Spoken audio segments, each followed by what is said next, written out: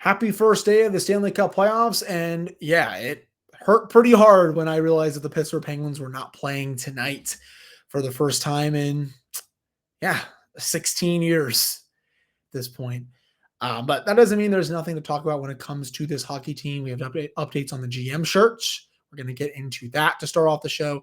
And then we'll get into locker room cleanout day and which players could be staying with the team versus which players could be walking out the door. That's all coming up right after this drop.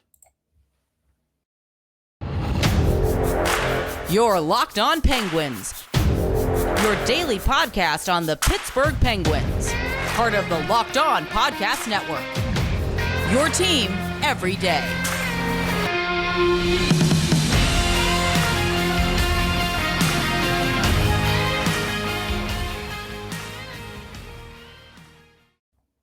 Hello, welcome back to this episode of the Locked On Penguins podcast. I am, of course, your host, Hunter Hodes.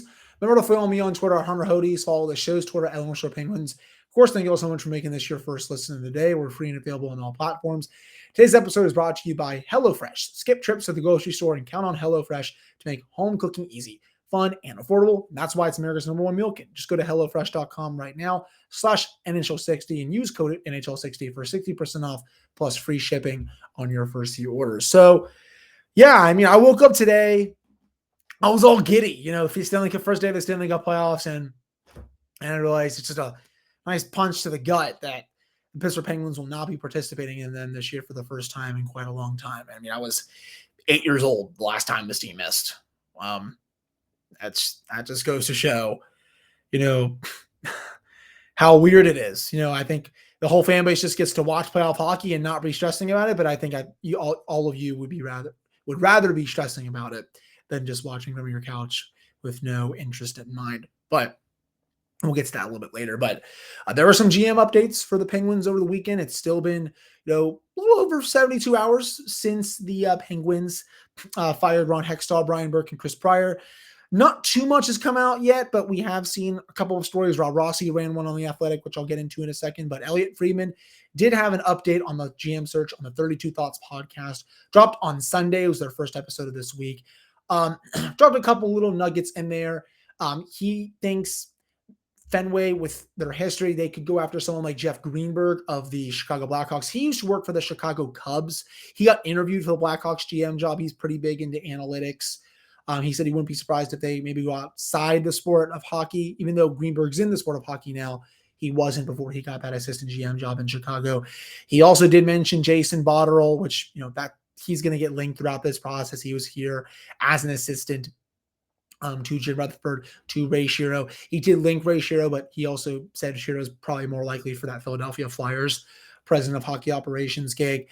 And then the big one that he dropped outside of Eric Tulsky was that he expects the Penguins to reach out to the league to see if they can talk to Stan Bowman.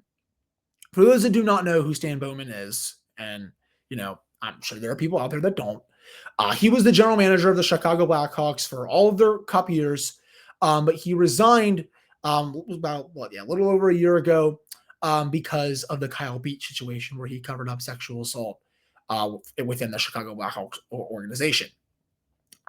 Has not had a job since. I believe, again, teams have to go through the league now to hire him, and Joel Quenneville. Remember, he was the head coach in Florida at the time, but he was also in Chicago when that situation happened, and he resigned as head coach of the Florida Panthers too. If you put that Kyle Beach situation aside, and again, you shouldn't, but just bear with me in this case. The Penguins should not be interested in Stan Bowman at all. And, I'm kind of skeptical about their interest in Stan Bowman or trying to talk to him and go through the league, because he's like the opposite, I think, of what Fenway Sports Group is looking for in their next GM. Go back and watch the press conference. They want someone who is forward-thinking, proactive, use analytics, because the Penguins are also building their analytics department up, pretty well here. He is the opposite of that. I just don't think it makes any sense, from that standpoint, like a pure hockey standpoint. He was also not a good general manager towards the end of his tenure in Chicago. After the final cup year, which was 2015, the Hawks really went downhill. 2016, 2017, after that, they were just a really bad team. He was basically staying on as a GM because of his legacy, I guess, because he brought the 3 Stanley Cups, but he wasn't doing a good job. But obviously, we don't live in a world where you can just forget about covering up sexual assault. You add that to the equation, as I'm doing now. This is someone who I don't really think should have a GM job ever again, just because of what happened there. But again, even if you take that out, and even if you do take that out, I'm sorry for saying that twice in 5 seconds, it does not make any sense. I think Friedman was just kind of plugging Bowman's name in there because, he's a hockey man. He knows him, his agent, something like that.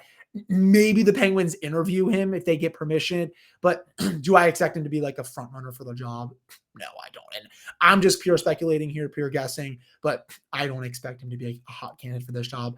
And that also goes off of what Rob Rossi wrote after his article that he published on Sunday, where he said he talked to people within the Penguins organization, and he expects the Penguins to go a little bit younger here, going for someone who is not just that typical retread GM like a Peter Chiarelli, like a Stan Bowman and all those other, former GM types, maybe like even a Jason Botterill.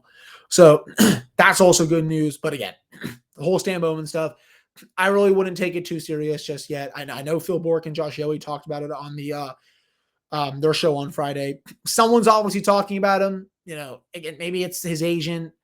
I don't know if it's someone in the organization. I don't know that for sure. But again, I don't expect him to be a serious candidate, nor should he, because, at the end of the day, I don't think he's a good general manager anyway.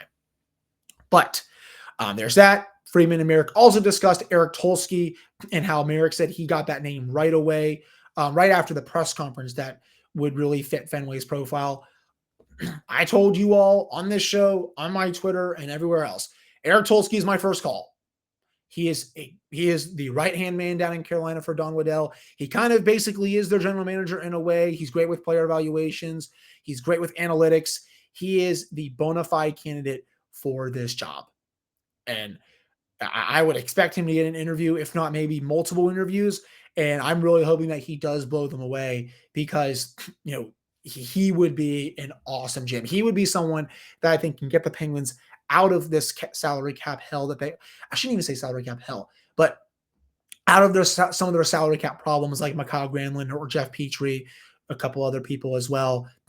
I think he can be someone that can at least do a pretty solid job with that.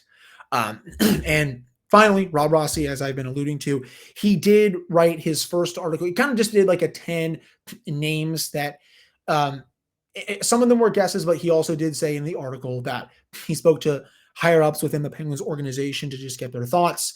And these are some names that really just popped up when he was discussing them. And there were some good ones in here. Matthew Darsh, assistant GM of the Tampa Bay Lightning. I believe he got an interview in the last hiring process the Penguins had before Ron Hextall was hired. He's under Julian Brisbaugh, who could definitely see him getting an interview or two. He's also the director of hockey operations there.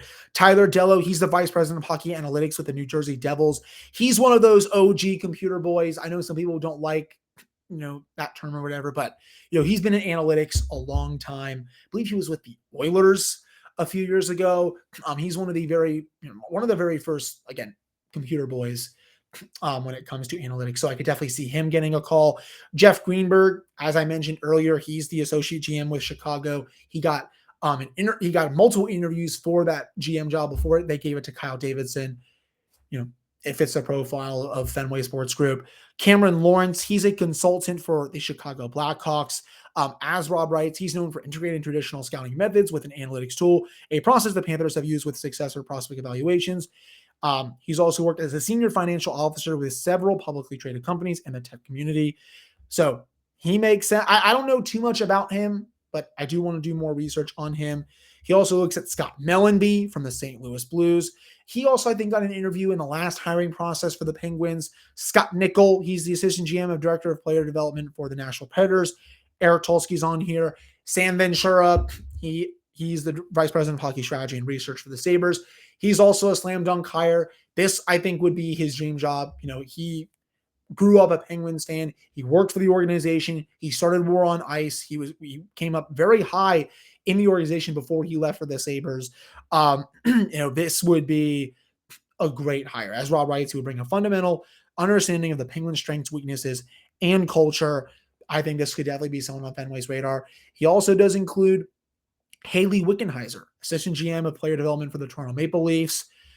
She's done great work over the years. Kyle Dubas hired her pretty recently.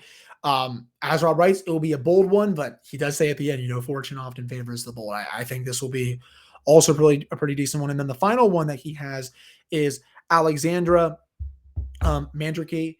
She is an assistant GM of the Seattle Kraken. Ron Francis thought so highly of her that he wanted to hire her. And actually, he promoted her from director of hockey strategy and research to assistant general manager. And she still heads the Kraken's research and development team, Paul Rossi. There's a lot of very solid names on that list. Not many retreads. And again, as Rob reported in a comment, he doesn't get the sense that the Penguins are looking at a lot of those retread candidates, which that makes me happy. Go with someone with fresh ideas, someone who is ready to be a GM, even if it's for the first time, and someone who has just that blend of, scouting, player development, player evaluation, and analytics into one person. My opinion, that's Eric Tulsky. You can say it's Sam Ventura. You can honestly say it's many of the people on this list. But this is a very good starting point. I really do believe that. So again, this is still in its infancy. It's only been a few days. You're going to see a lot of rumors about it, but it's good that the Penguins are potentially looking at some really outside the box candidates here, people who have really never been full-time GMs before, but people who are also probably ready for that role. I'm really excited about where this could be heading. I really do think Fenway is going to get this right, as long as they don't hire a washed-up retread GM who is not that good. Brad Treliving was, the Flames parted ways with him today. I don't expect him to be a candidate here. Maybe he gets an interview. If there's one retread GM to interview, it's him. He didn't do that bad of a job in Calgary, but I would still rather go with a couple young and upcoming people over someone like Treliving. But that wraps up this update on the GM search. I don't expect this to be filled for a while. This is not going to be something where it's filled in 2 weeks like you saw last time, 3 weeks. I expect this to be going until at least the Stanley Cup final. If it's not filled just before the Stanley Cup final, it's going to be filled right after it, like before the draft. But I think this is going to go for quite a bit. The Penguins are really going to take their time with this. They're going to really branch out, interview as many people as they can. And that's the best thing to do here. Get new ideas. Interview as many people as you can. Then you can, filter down the list, get to your finalists, interview those people again. Make the best decision that you think is best for the short and long-term trajectory of this franchise. So that wraps up this first segment. Coming up in the second segment, we are going to touch on locker room cleanout day, what Brian Dumoulin and Jeff Carter had to say, thoughts on a couple other things from that before we get into some playoff picks a little later on in the show. But before we get into that, wrong promo for the YouTube people. We do have to discuss Athletic Greens, one of the sponsors of the Locked On NHL Network. It has a product I use literally every day. And I start taking Athletic Greens because I don't really have time in the morning since I get up a little late. I want a better gut health, more energy, a better immune system. I don't really like taking pills at all unless I'm sick or something like that. So what is this stuff? Well, with one delicious scoop of Athletic Greens, you're absorbing 75 high-quality vitamins, minerals, whole food source superfoods, and probiotics to help you start your day right. This special blend of ingredients supports your gut health, your nervous system, your immune system, your energy recovery, focus, and aging. All of those things. It's lifestyle-friendly, whether you eat keto, vegan, dairy-free, or gluten-free. Also costs you less than $3 a day. You're investing in your health, and it's cheaper than your cold brew habit. It also has over 7,000 five-star reviews and is recommended by numerous professional athletes. Right now, it's time to reclaim your health and arm your immune system with convenient daily nutrition. It's just one scoop in a cup of water every day, and that's it. There's no need for a million different pills and supplements to look out for your health. And to make it easy, Athletic Greens is going to give you a free 1-year supply of immune-supporting vitamin D and 5 free travel packs with your first purchase. All you have to do is visit athleticgreens.com/NHL Network. Again, that's athleticgreens.com/NHL Network to take ownership over your health and pick up the ultimate daily nutritional insurance. All right, I'm back here in this episode of the Locked On Penguins podcast. I am your host, Hunter Hodes. Remember to follow me on Twitter, Hunter Hodes. Follow the show's Twitter, @LRSoPenguins. And of course, thank you all so much for making this your first listen of the day. We're free and available on all platforms. So locker room cleanout day was on Saturday, as you would expect. Very somber day there. No one was happy. I mean, you miss the playoffs when you have sky high expectations. Everyone's going to be pretty unhappy. Sidney Crosby was saying, like, yeah, I don't really know what I'm going to do for this first month because I'm just not used to having all this time off. You had Kris Letang saying that he's just going to really take some time away. Good for him. I think he's going to be a lot better for this team next season. And that's not saying he was bad. I think after coming back, from that latest injury and his dad passing away, he played admirably, but still wasn't at the true level that I think most people would come to expect. I think with a fresh full summer training, you're getting over the stroke, and all that stuff, I really do think he's going to come back with a vengeance next season and play at a very high level. This was just a really rough year for Tanger. And I felt for him when he said he just wants to take some time off and be away from everyone for a little bit, because this was a really hard year for him with his dad passing away, the stroke, getting injured, while his dad passed away. He just needs a mulligan, man. Yeah, I expect him to be really good next year. I touched on that. Sid, I believe it was Matt Vensel switching to Jeff Carter. He was the only reporter that spoke to Jeff Carter. So shout out to Matt for finding him. And he actually asked Carter, like, do you expect to play next season? Like, what are your plans? And Carter said, yes. Unfortunately for you all that listen to the show, he did say yes, he plans on playing, and he said he's happy in Pittsburgh. So in case you all thought that Carter was going anywhere, it's probably not going to happen. The Penguins, their options are very, very limited with his contract. He has a full no trade, no movement clause. So if you want to trade him, you have to go through him. You really can't put him on waivers. Ron Hextall really screwed Ron Hextall really screwed the person that's going to succeed him with that contract. There's really not much the Penguins can do. People try to say, bury him in the minors. That's not really an option either. Their best case was going to be him saying, like, oh yeah, I want to play, but maybe I don't want it to be in Pittsburgh, or oh yeah, maybe I'm thinking about retirement. None of those look like it's going to be the case right now. I think you're probably stuck with him for this next season. You can probably hopefully put him on a fourth line, and he played a little bit better down the stretch. That's the best case from what you can expect from him next season, but can he do that for a full season? I don't think so, but definitely not the greatest news when it comes to Carter. And then with Dumoulin, and I can throw Jason Zucker in there. Breaking news: player that had a lot of fun on the team wants to be back with that team. What do you expect him to say? They don't want to be back? Of course they want to be back. With Zucker, it's tricky. I would love to bring him back, but that contract situation is going to be really tough. Can you do a short-term deal for $4.5 million, maybe a little more than that?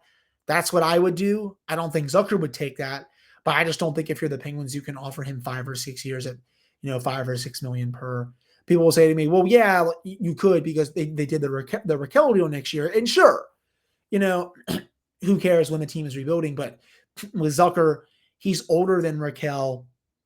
Can you count on him to be like this every single season?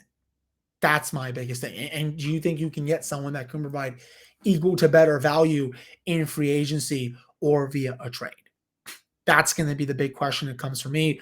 Brian Dumoulin, he can say all he wants that he wants to return, and I'm sure he does. Kris Letang said during his media session that he played his best years with Dumoulin, and he's not wrong. That was one of the best top pairings in the league when both were in their primes, but that's no longer the case for either of them. Letang is still pretty good. He's not in his prime. Brian Dumoulin, he's not good at all anymore. He's probably going to have to go to another team and take a short-term deal for lesser money to play on the second or third pairing. The Penguins, they will not have the salary cap space to sign him, and they don't have a need for him anymore. And once he does inevitably walk, that does create a need for a bona fide top 4 left-handed defenseman.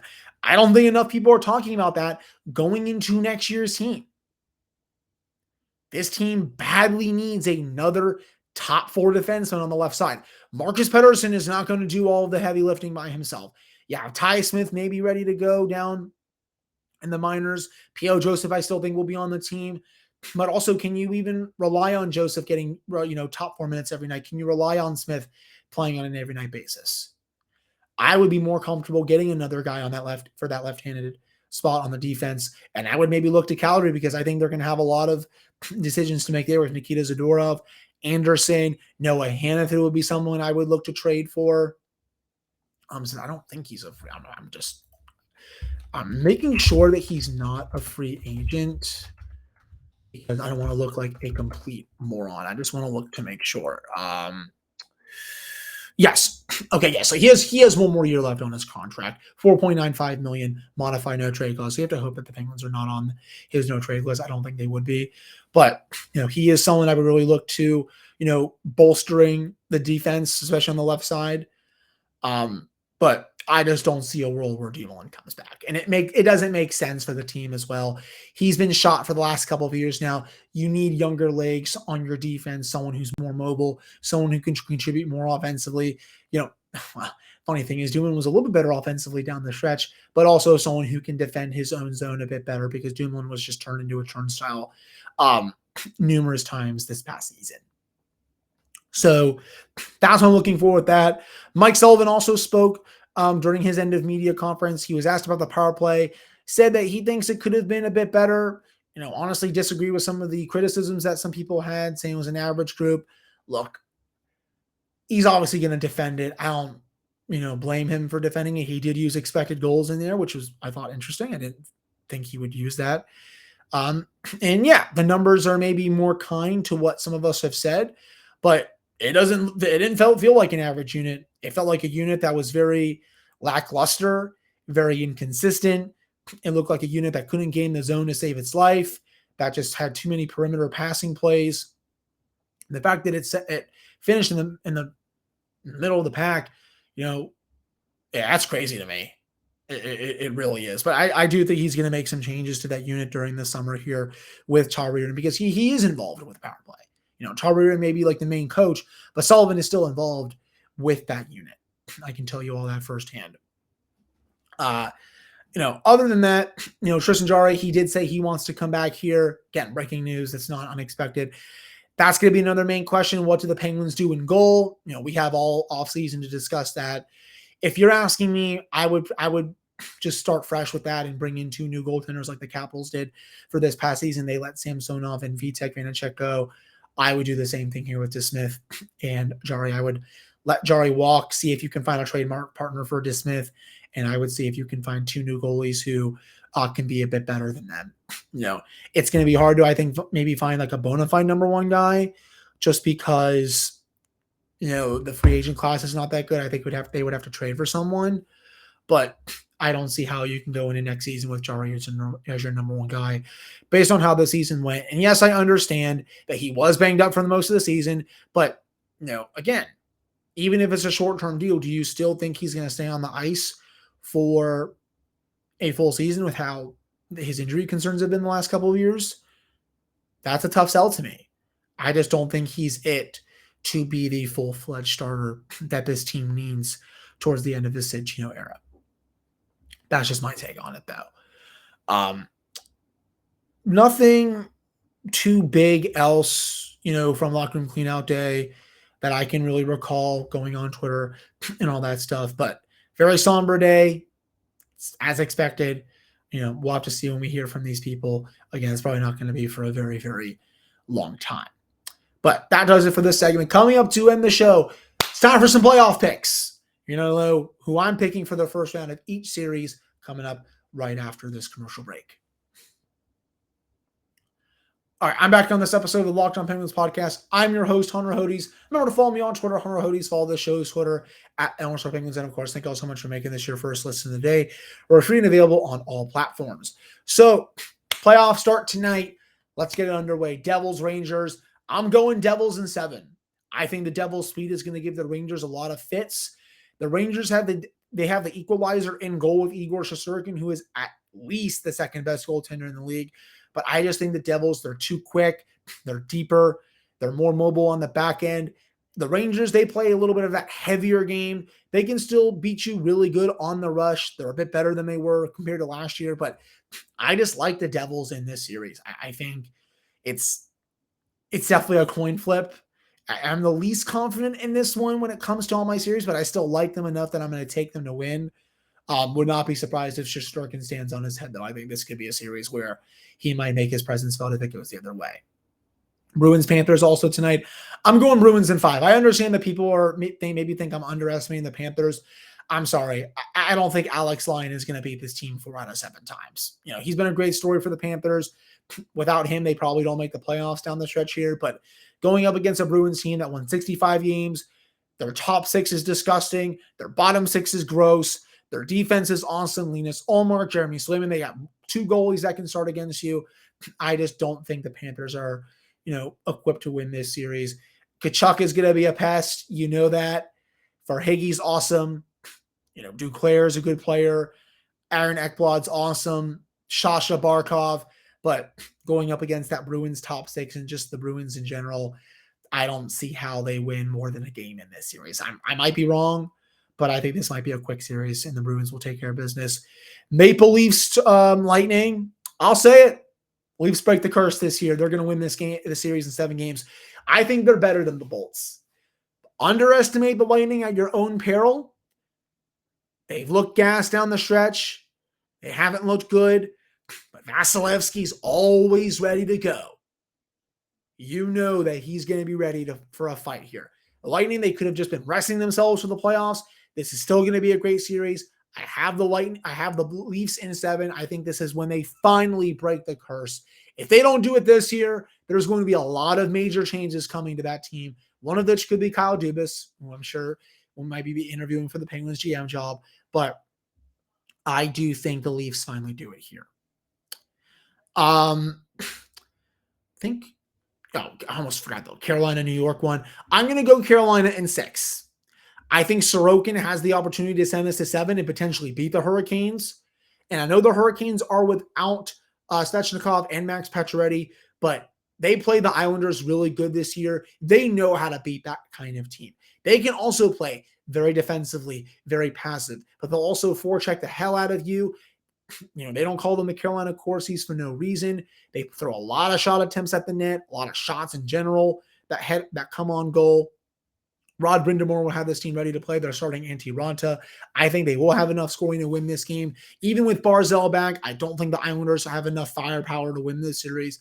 I will take the Hurricanes in 6, even if Sorokin on the other side could potentially steal it.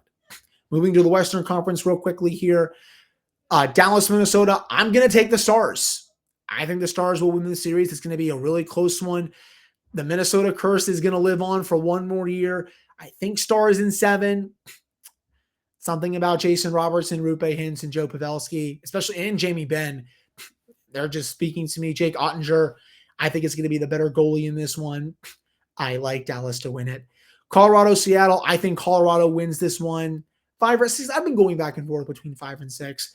I think Seattle's been a great story this season. Jared McCann obviously has 40 goals. Matty Beniers has been great. Daniel Sprong's almost been a 20-goal scorer. I just don't trust their goaltending. Vince Dunn's been awesome, but outside of that, I don't really like their defense that much. They're deep. I'll give them that. They don't got anyone that can stack up to Nathan McKinnon and Mikko Rantanen, though, and Mikhail Makar. Those are the difference makers for me. I like the Avs to win this series. I don't know how far they'll go, especially if they have to play Dallas. But I think I like the Avs to win this series. Moving on to the Pacific. Edmonton, Los Angeles. I'm going to take Edmonton in 7 here. It's going to be close like it was last year. The Kings have the formula to beat the Oilers. You saw it last year with how keeping the games really low scoring. But I just don't know if the Kings have that true knockout play. They felt like they got that person in Kevin Fiala. We're going to find out if he's the main difference maker. I just think Leon Draisaitl and Connor McDavid are going to be too much for the Kings to handle. And, this Oilers team is in it to win it. 16-3-1 down the stretch. Stuart Skinner's been a nice answer in net. Matthias Ekholm has been a godsend since coming over from the Predators. Their top 6 is lethal. Their bottom 6 just plays defense first hockey. If they, they're going to do a lot of damage potentially in these playoffs. It's going to be really, really interesting to see how that series goes. But I do like the Oilers in a very, very, very tight one. Making sure, I almost forgot the last one. Vegas, Winnipeg. I'm going Vegas in 6. Connor Hellebuck has the ability to steal the series, but I like Vegas. They're getting Stone back. Eichel's there. They have 2 number 1 defensemen with Shea Theodore and Alex Pietrangelo. They're deep. They're fast. They can defend well. I don't like how the Winnipeg is played down the stretch, in the regular season. I'm going to take Vegas here to win that in 6 games. So those are my picks for the first round of the playoffs. Let me know what you all think down in the comments, Brad. And just overall for this episode, did you like it? Do you disagree with anything I said? Let me know who your top candidates are for the Penguins GM spot. Do you think Brian Dumoulin should be brought back? What's your, ideal contract for Jason Zucker? Let me know all that. You can send me a DM, comment on the YouTube page, all of that stuff. But, we're just getting started here in terms of off-season content for this show. It's going to be a lot more to come. Rest assured on that. So again, thank you all so much for listening / watching. I really do appreciate it. I'll be back with another one of these episodes for you all on Tuesday.